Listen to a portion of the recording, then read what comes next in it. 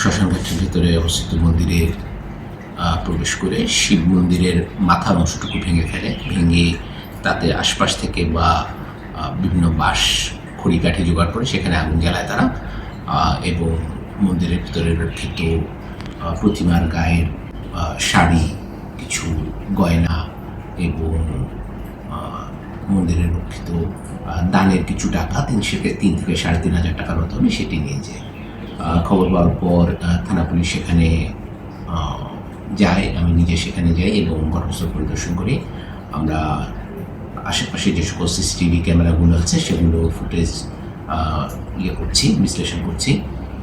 কিছু দেখা হয়েছে, আর কিছু ফুটেজ সংগ্রহ করা হচ্ছে। সবগুলো ফুটেজ সংগ্রহ করা হলে আমরা সেখান থেকে চেষ্টা করব খুঁজে বের করার জন্য এই ব্যাপারে জড়িত বা সন্দেহভাজন যদি কাউকে পাওয়া যায় তাদের বিরুদ্ধে আইনগত ব্যবস্থা গ্রহণ করা হবে।